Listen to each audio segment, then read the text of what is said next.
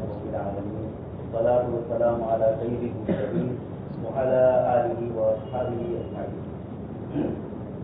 قال الله تبارك وتعالى في كلام المجيد والفرقان الحميد: أعوذ بالله من الشيطان الرجيم بسم الله الرحمن الرحيم. ألف لام ميم ذلك الكتاب لا ريب فيه هدى للمتقين. صدق الله العظيم. محترم و مکرم حضرات علماء کرام اور ایمان والے بھائی، کلام پاک کی پہلی سورت سورہ فاتحہ، اس کے سلسلے میں جمعہ کے دن عرض کر چکا ہوں.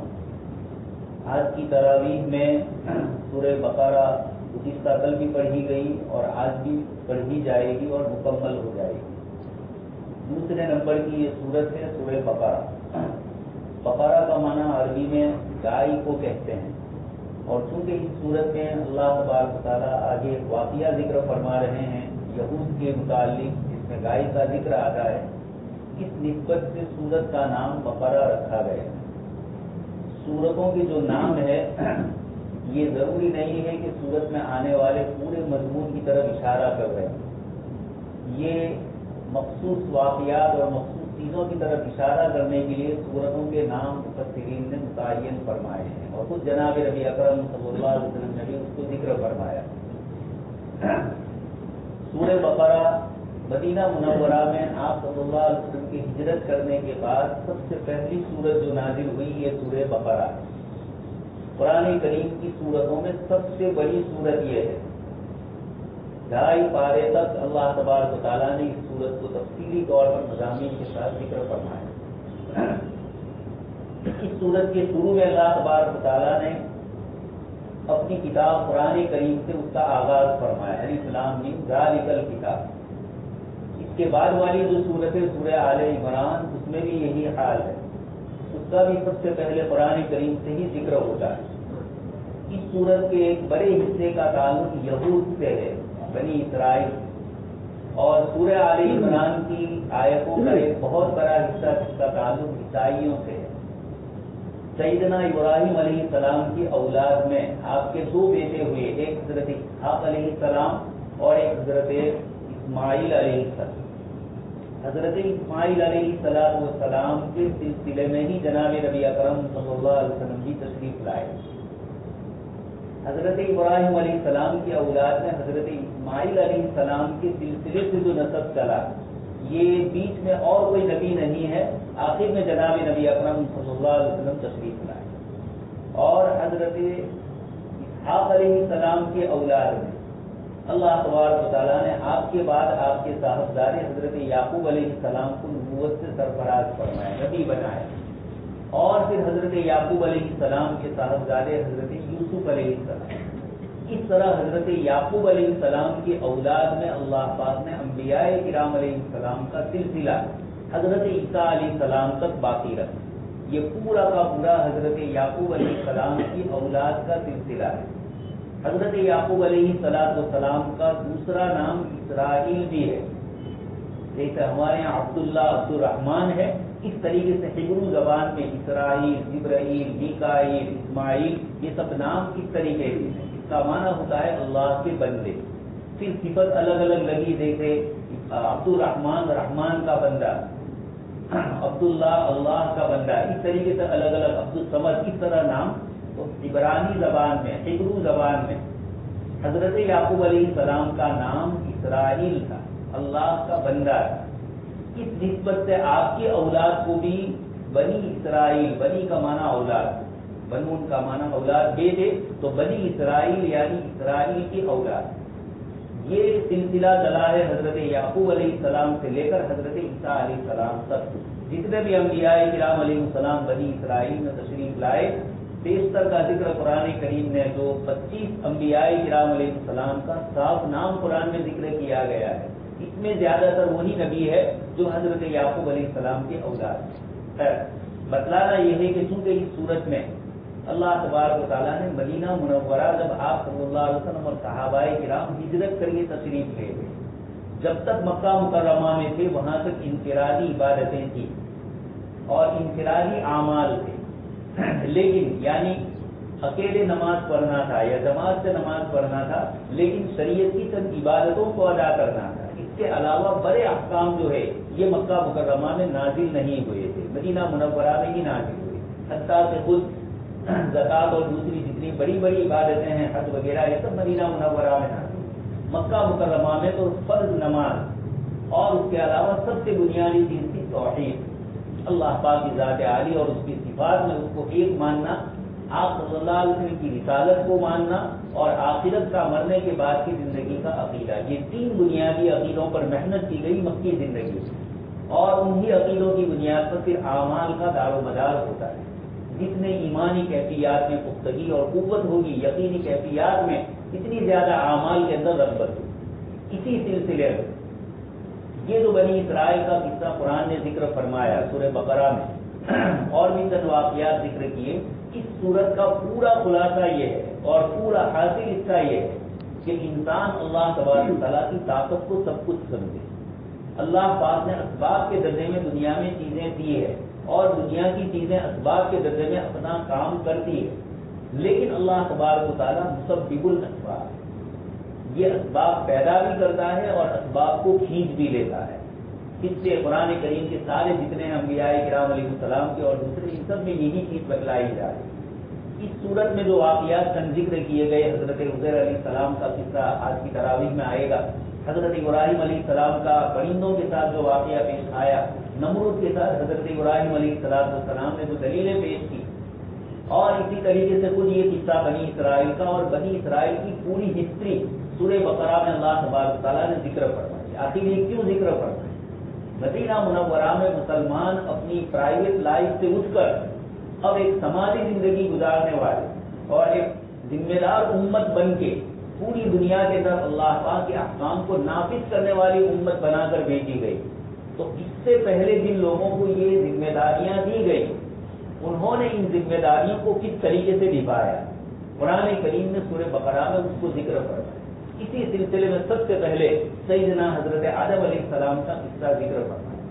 جنت میں اللہ تبارک تعالیٰ نے آپ کو پیدا فرمانے کے بعد آپ کو اور آپ کی اہلیہ محترمہ ایک درخت کے کھانے سے منع فرما دیا، اور پھر اس کے بعد اللہ پاک کی طرف سے نیچے اتارا گیا۔ یہ امتحان تھا۔ یہ گویا کہ اللہ تبارک تعالیٰ کی طرف سے یہ اشارہ ہے کہ اولاد آدم کو بھی اصلی ٹھکانہ تو دنیا ہی ہے، یعنی یہی ان کو آباد ہونا ہے۔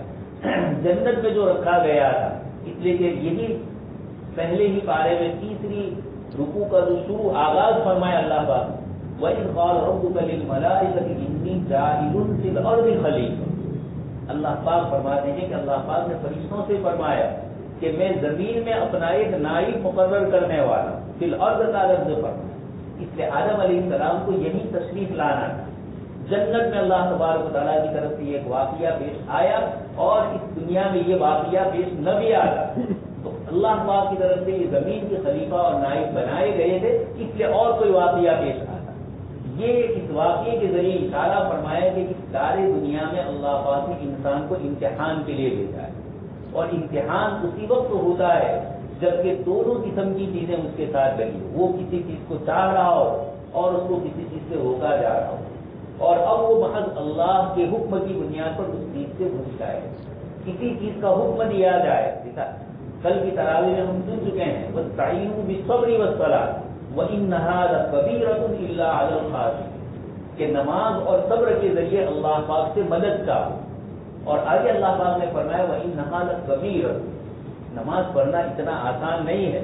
فجر کے وقت سخت سردی میں اٹھنا، دوپہر کو گرمی کے دنوں میں ظہر کی نماز کے لیے مسجد پہنچنا، رات کو تھکائے ہوئے عشاء کی نماز میں آنا، یہ سب چیزیں مشکل ہیں، لیکن اللہ پاک نے اس ساری دنیا میں امتحان کے لیے بھیجا، تو اللہ تبارک تعالیٰ نے انسان کے ساتھ ایک اور قوت بھی وابستہ کر کے خواہش ہوا ہے، وہ چاہ رہی ہے اور شریعت کا تقاضا اور ہے، ایک اور مخلوق کو پیدا کیا شیطان کو اس ساری دنیا کے اندر اللہ پاک نے ہمارے امتحان کے لیے اور خود اس کے بھی امتحان کے لیے، اور اس ساری دنیا کے اندر حضرت آدم علیہ السلام سے یہ ابتدا فرما کر بتلا دیا اولاد آدم کو کہ یہ شیطانی قوتیں دنیا میں تمہیں اللہ کی جو خلافت دی گئی ہے اس خلافت کی ادائیگی میں رکاوٹ بنے گی۔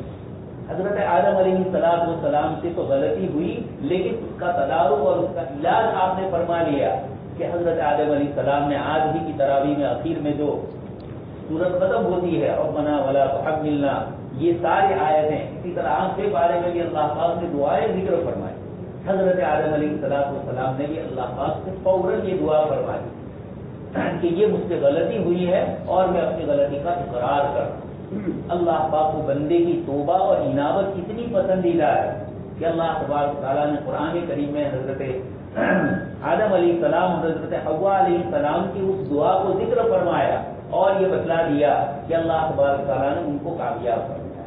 شیطان نے نافرمانی کی اور وہی منطقی اپنی دلیلیں چلائی، خلقتنی من نار وخلقتہ من طین، کہ آپ نے حضرت آدم علیہ السلام کو مٹی سے پیدا کیا اور مجھے آگ سے پیدا کیا، اور آگ اونچی ہوتی ہے، آپ دیکھ رہے ہیں آگ نیچے بھی تلگاؤ گے اوپر کی طرف جائے گی، اور زمین کے اندر پستی تواضع اور انکساری ہے، ڈیلا اوپر پھینکیں گے سب کے نیچے آئے.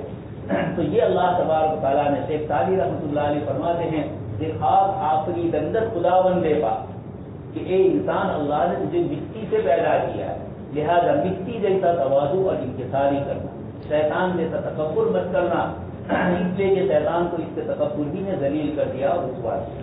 خیر، اللہ تبارک تعالیٰ نے حضرت آدم علیہ السلام سے خلافت کی قصے کو ذکر کر کے ہمیں بتلایا کہ حضرت آدم علیہ السلام سے اگر غلطی ہوئی تو اپنی اصلاح کی کوشش. دوسرا ایک قصہ اللہ پاک نے تفصیلی طور پر ذکر کیا یہود کا.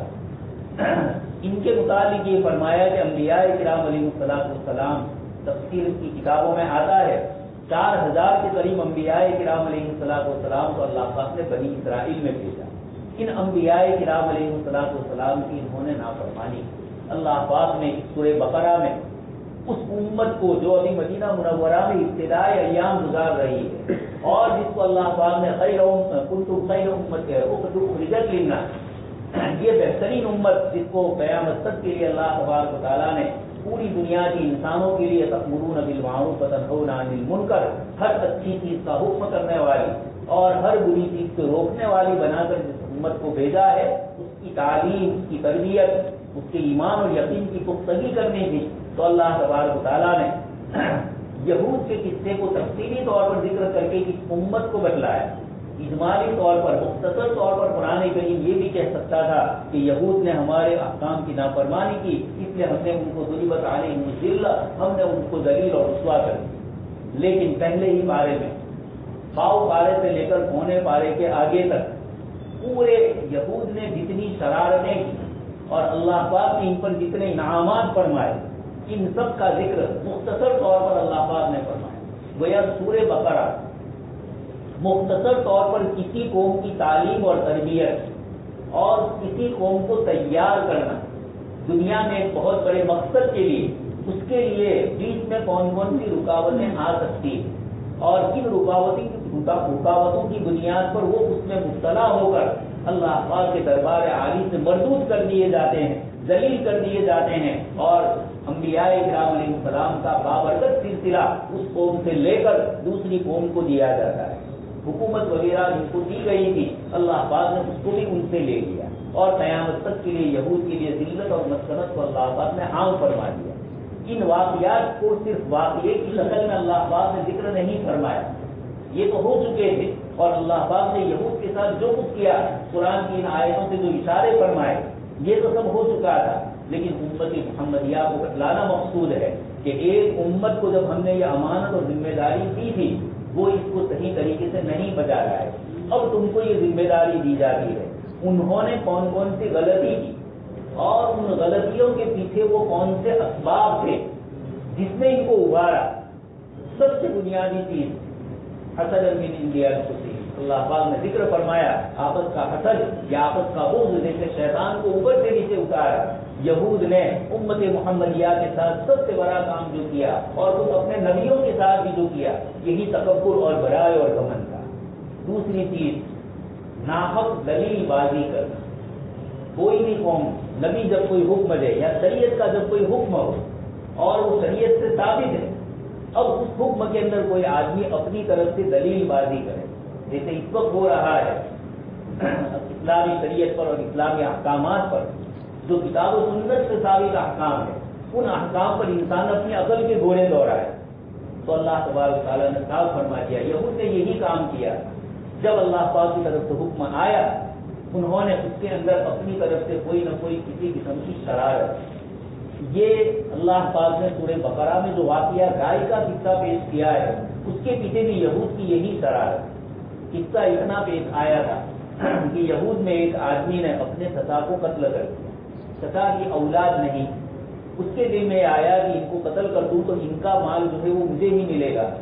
اس نسبت سے اس نے اپنے چچا کو قتل کر دیا. لیکن باہر آہو آویلا اور شور اس طرح کا مچایا کہ گویا یہ اپنے چچا کا ہمدرد بن کے مظلوم بن کر ان کے قتل اور ان کی قصاص کا بدلہ لینے کے لیے وہ کھڑا ہو. اس طرح کی اس نے حرکت کوئی سمجھ نہیں پائے. بات یہ ہوئی کہ حضرت موسیٰ علیہ السلام کے پاس یہ لوگ پہنچے اور یہ کہا کہ فلاں آدمی قتل ہوا ہے اور اس کا کوئی قاتل مل نہیں رہا تو آپ اس کے قاتل کا کچھ پتہ بتائیں. حضرت موسیٰ علیہ السلام نے بارگاہ رب العزت میں عرض کیا.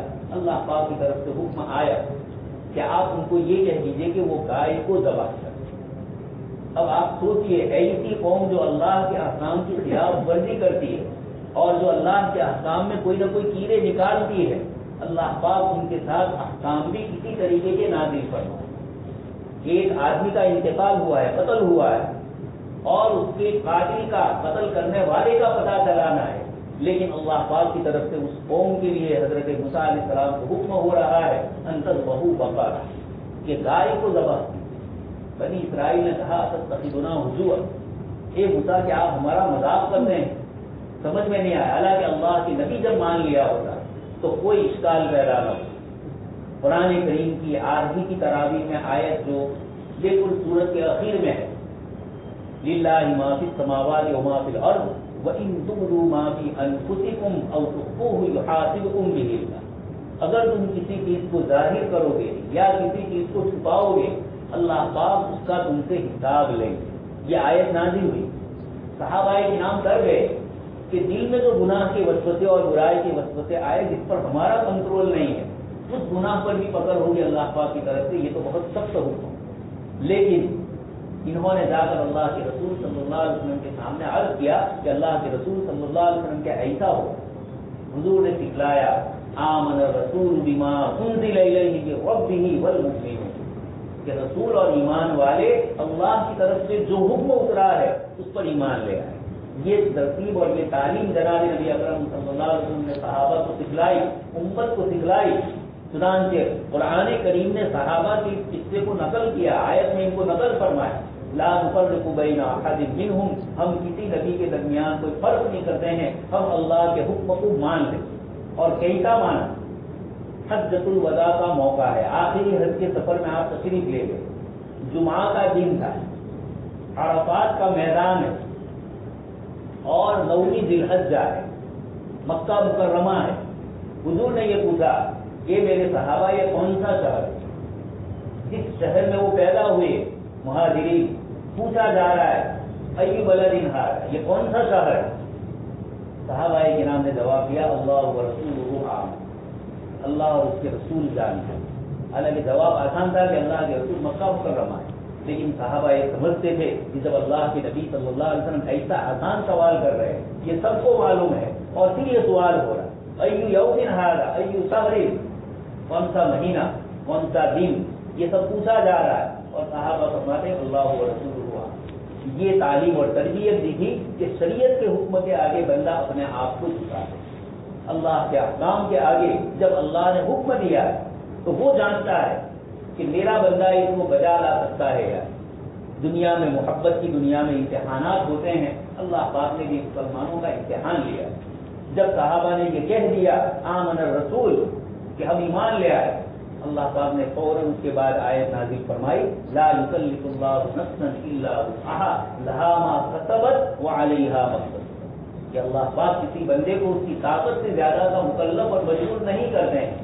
جو اعمال تم نے کیے نہیں ہیں، صرف دل میں گناہ کا وسوسہ گزرا ہے، اس پر تمہاری پکڑ ہونے والی نہیں. لہا ما کسبت، جو عمل کریں گے اپنے اعمال، اپنے بدن کے اعضاء سے، اپنے دل سے، اپنے دماغ سے جو اعمال کریں گے برائیوں کے، उन आमाल के करने के ऊपर तो पकड़ होगी। मैं दिल का इसलिए कह रहा हूँ कि ईमान का ताल्लुक दिल से है, दूसरी चीज़ों का ताल्लुक जाहिर से है। तो दिल में भी अगर अल्लाह तबारक व तआला की तौहीद में गड़बड़ आ गई, शिर्क आ गया, तो ये एक ऐसी चीज़ है जो ईमानियात, इसलिए कि तौहीद नाम है तस्दीक, अल्लाह पाक की ज़ात आली को एक मानना अपने दिल के साथ, और सिर्फ मानना ही नहीं, उसके बाद उस पर अमल करना, ये ही ईमान की तारीफ है।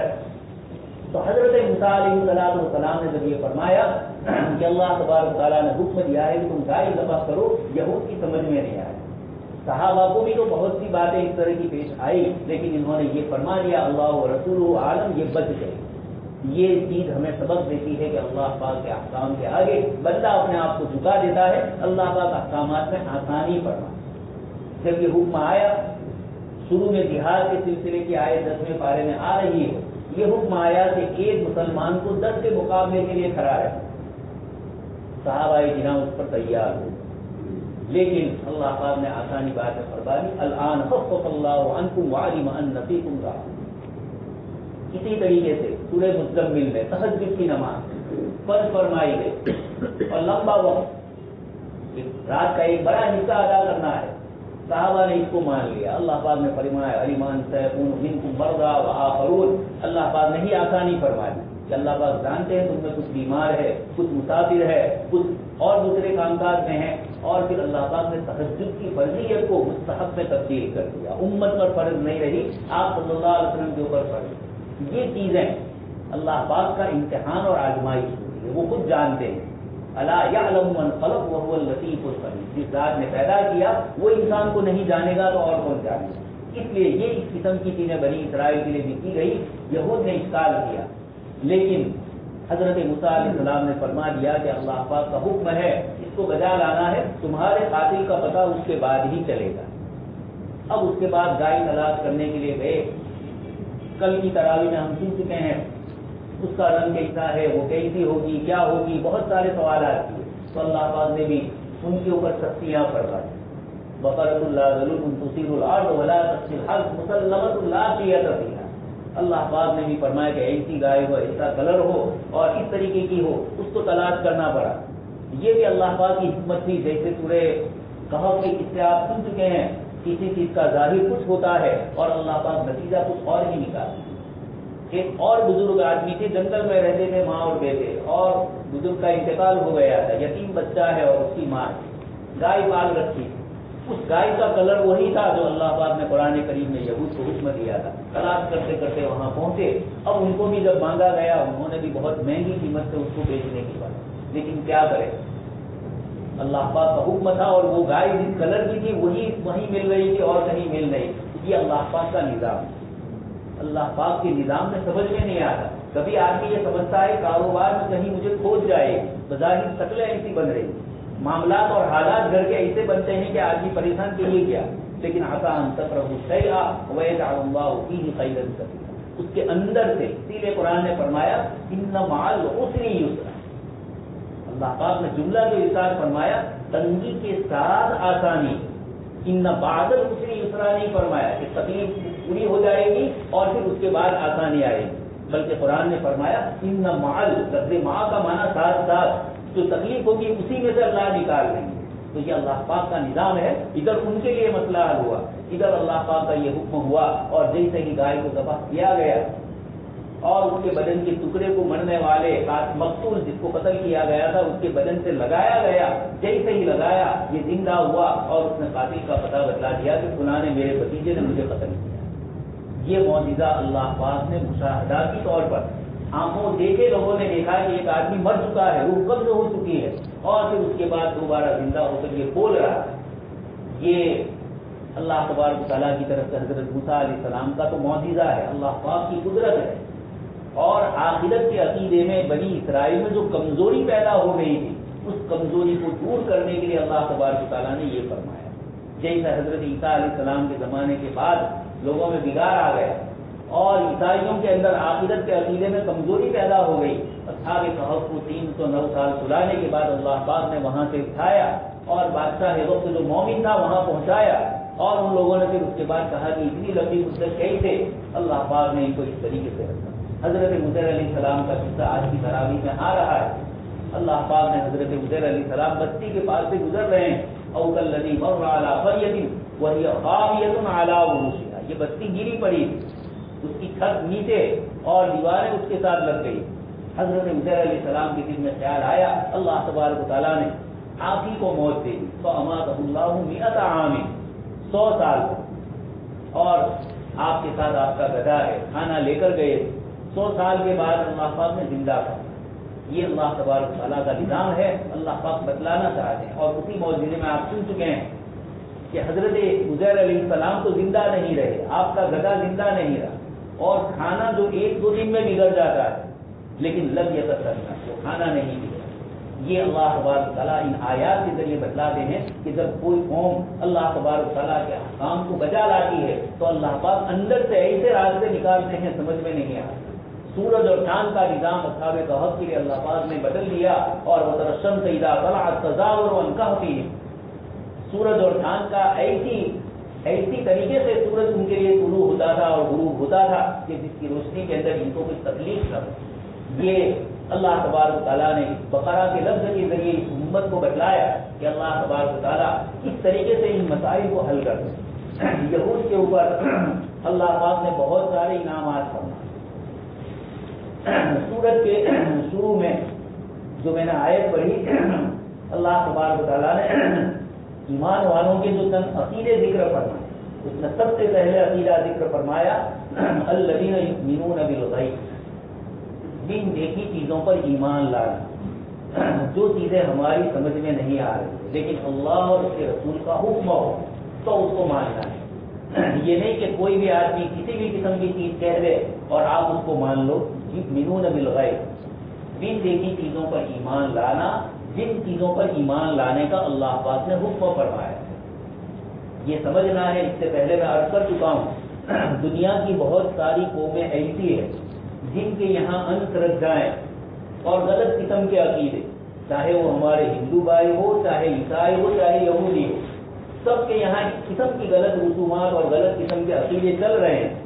بڑے بڑے سائنسسٹ ہونے کے بعد بھی عجیب و غریب ان کے نظریات اور ان کی سوچ ہوتی ہے.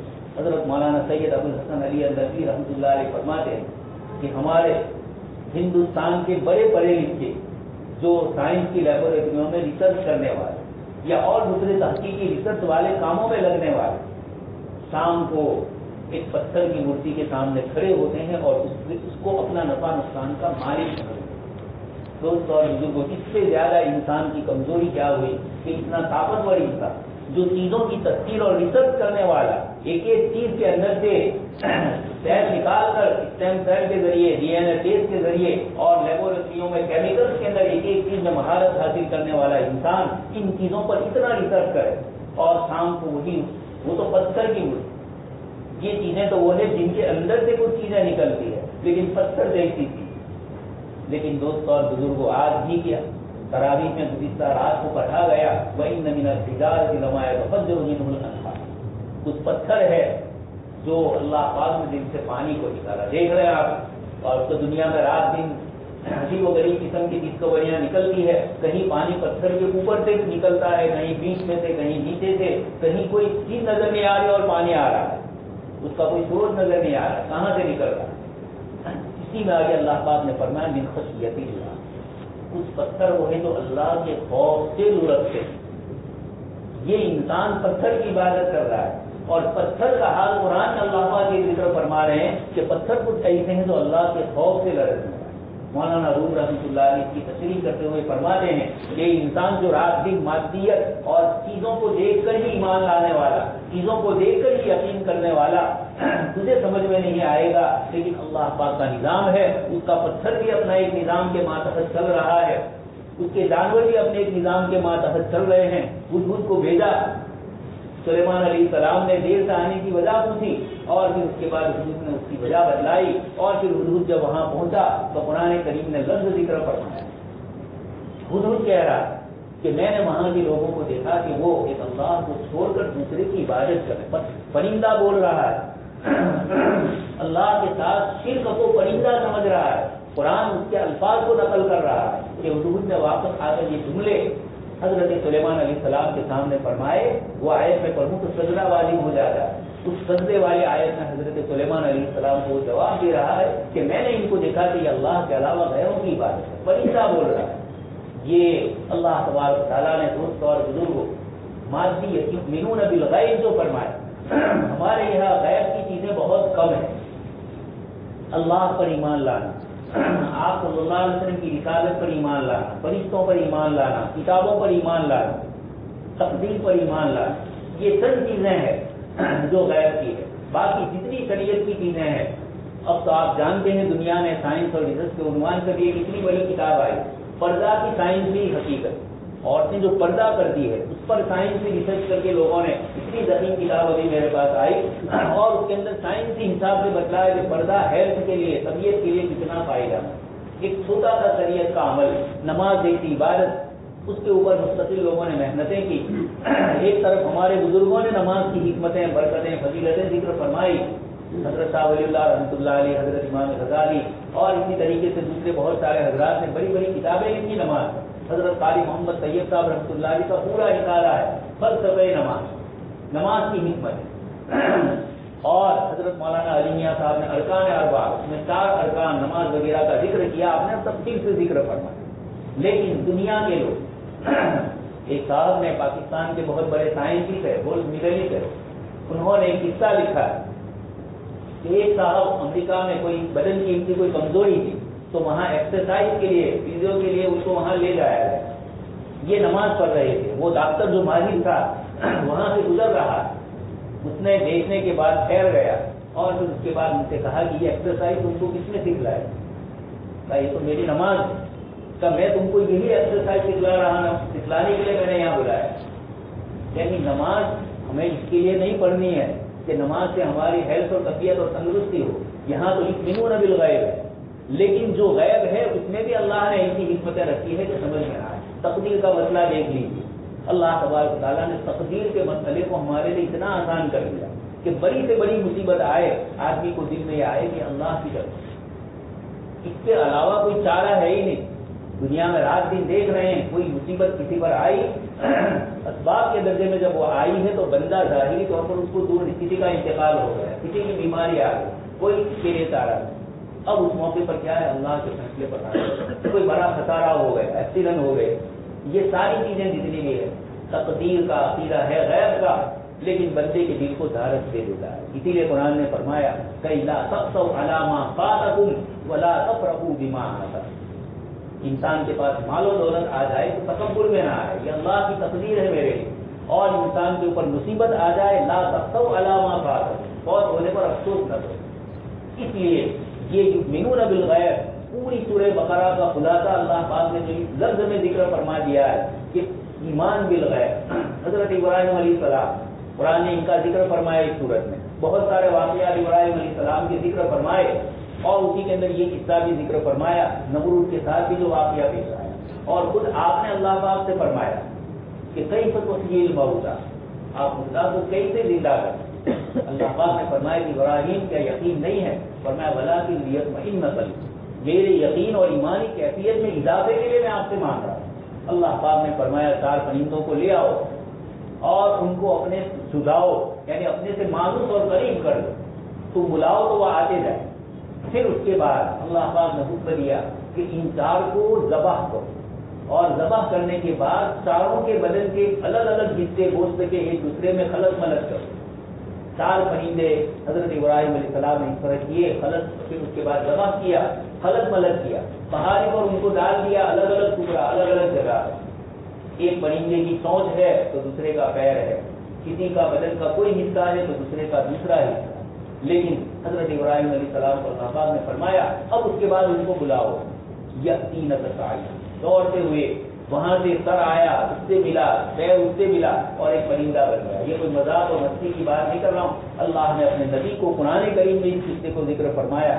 یہ اللہ پاک اپنی طاقت اور قدرت کو بدلا ہے کہ یہ اسباب کو، ظاہری چیزوں کو ہی سب کچھ سمجھنے والے جب اللہ کی قدرت اور طاقت کو دیکھیں گے، اس سے ظاہر اور اسباب کا انکار نہیں کیا ہے شریعت، ظاہر کے مطابق ہمیں عمل کرنا ہے، بھوک لگی تو کھانا کھانا ہے، یہ نہیں کہ بھوک لگی ہے تو میں بیٹھوں شاید اوپر سے من و سلوا اللہ پاک نازل فرما دے. اسباب کو کمانے کے لیے قید و توکل. قریب قریب میں آپ صلی اللہ علیہ وسلم نے فرمایا کہ ایک چیز کو بند کرو اور پھر اللہ پر بھروسہ کرو. دکان کو تالا لگاؤ اور پھر اللہ کے بھروسے پر اس کو تم کھلا چھوڑ کے آؤ، یہ شریعت کا حکم نہیں. اس لیے اس سورہ بقرہ کے اندر یہود کے ان تمام واقعات میں جہاں جہاں انہوں نے شرارتیں کی، نافرمانیاں کی، اللہ تبارک تعالیٰ نے سب کو ذکر کیا. اس سے یہ بھی پتہ چلا کہ گناہ سے اللہ ناراض ہوتے ہیں اور نعمتوں کو چھین لیا جاتا ہے. یہود کے اوپر اللہ نے نعمتیں دی تھی، انہوں نے ان نعمتوں کی ناقدری کی تو اللہ تبارک تعالیٰ نے ان نعمتوں کو چھین لیا اور اس کے بجائے غضب علیہ ذلت سے بدل گئی. معلوم یہ ہوا امت محمدیہ کو یہ اشارہ فرمایا کہ یہ امت جب شریعت پر چلتی رہے گی اللہ پاک انہیں زمین پر اس کو حکومت عطا فرمائے گی، اور جب یہ بھی اللہ کی نافرمانی کرے گی تو اللہ تبارک تعالیٰ نے یہود کو بخشا ہے اس کے یہاں حسب نسب اور خاندانیت نہیں چلتی. سیدنا ابراہیم علیہ السلام جیسے اللہ کے خلیل اور صحیح نہیں، اور آپ دعا فرما رہے کہ میری اولاد میں تو امین ذریت سب کو نبی بنائیے. اللہ نے فرمایا قال لا ینال عہدی الظالم. کل یہ آیت آتی اللہ پاک فرماتے ہیں کہ آپ کی اولاد میں سے کچھ ظالم ہوں گے اور کچھ نیک ہوں گے، میں نیک کو تو نبی بناؤں گا، ظالم نہیں بن سکتا. اس کے ذریعے اللہ پاک اشارہ فرماتے ہیں کہ ہمارے یہاں لیس بامانیکم ولا امانی اہل الکتاب. ایک اور آیت میں بھی قرآن نے ذکر فرمایا اللہ پاک کے یہاں خاندانیت اور حسب نسب نہیں چلتا ہے، وہاں بندے کے اعمال چلتے ہیں. اس جگہ پر بھی حضرت نوح علیہ السلام نے اپنے بیٹے کے متعلق فرمایا اللہ پاک نے فرمایا انہ لیس من اہلک. وہ تمہارا حقیقی بیٹا جو کہا جائے ایمان والا وہ نہیں ہے، نبی بیٹا ضرور ہے لیکن حقیقی اللہ پاک جو چاہتے ہیں اس سلسلے کا نہیں ہے. تو اللہ پاک نے اس کو بھی عذاب کے اندر مبتلا فرما دیا. پانی میں ایک موج آئی وحیل بینہم اور باپ اور بیٹے کے درمیان رکاوٹ بن گئی، ختم ہو. یہ اللہ پاک اس آیات کے ذریعے یہود نے جو سمجھا تھا نحن ابناء اللہ واحباؤہ، ہم اللہ کے صحیح ہیں، خاندانیت اور حسب نسب پر یہودیوں کو فخر تھا.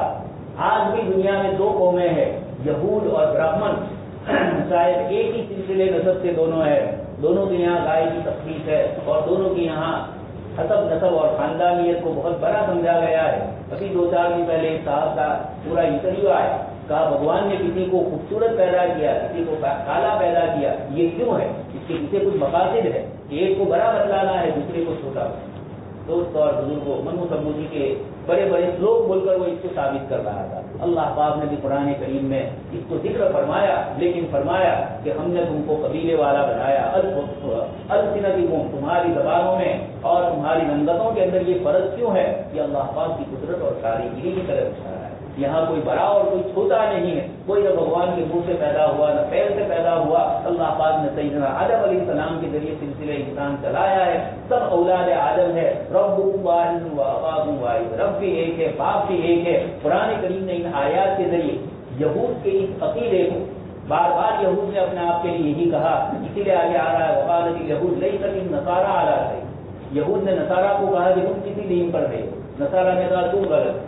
اللہ پاک نے فرمایا دونوں غلطی پر ہے اور دونوں یہ سمجھ رہے تھے کہ نبوت تو صرف حضرت ابراہیم علیہ السلام کی اولاد میں سے حضرت یعقوب علیہ السلام کی اولاد ہی کو ملنی چاہیے.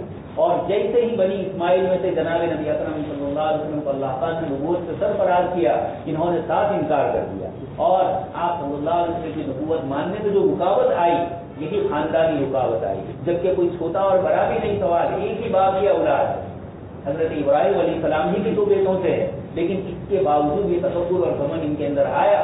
اللہ تبارک تعالیٰ نے آیات میں اس کی طرف اشارہ فرمایا کہ یہ ذلت آنے کی ایک وجہ یہ بھی ہے آدمی اللہ کے حکم کو محض تکبر کی بنیاد پر نہ مانے. اسی طریقے سے حیلہ بازیاں کرنا، اللہ کے احکام میں اپنی طرف سے ایسا کرو ویسا کرو اور حلال کر لو، یہ حیلہ بازیاں. نبیوں سے حجت بازی کرنا، دلیل کرنا شریعت کے احکام میں، یہ بھی یہود کے لیے سبب کرنا. یہ سارے قصے ذکر کر کے اللہ تبارک تعالیٰ یہ فرمانا چاہتے ہیں کہ کسی قوم کو ترقی کرنی ہے تو ان ساری برائیوں سے اپنے آپ کو بچانا ہوگا. اللہ تبارک تعالیٰ سے دعا ہے اللہ پاک صحیح سنی باتوں پر ہم سب کو عمل کرنے کی توفیق نصیب فرمائیں. آمین. وآخر دعوانا نبینا شفیعنا مولانا محمد کلما ذکرہ الذاکرون وکلما غفل عن ذکرہ الغافلون. اے مولا کریم آپ کا برکت والا عظمت والا مہینہ شروع ہو چکا ہے. اے مولا کریم اس کی قدردانی کی ہمیں توفیق نصیب کرو. مولا کریم رمضان اور قرآن کو ایک دوسرے مناسبت، مولا ہمیں قرآن سمجھنے کی توفیق نصیب کرے، آپ کے کلام کو ہم سمجھیں اور آپ کے کلام پر ہم عمل کریں، اس کی آپ ہمیں توفیق نصیب کریں۔ اے مولا کریم، آپ کے حبیب پاک صلی اللہ علیہ وسلم نے قرآن کریم کی تلاوت کی فضیلت ذکر فرمائی، اس کے معانی کو سمجھنے کی فضیلت ذکر فرمائی، اس پر عمل کرنے کی فضیلتیں ذکر فرمائی۔ مولا کریم ہم سب کو اس پر عمل کرنے کی توفیق نصیب کہ رب کریم رمضان کے برکت والے دن ہے، ایک ایک گھڑی قیمتی ہے، اے مولا کریم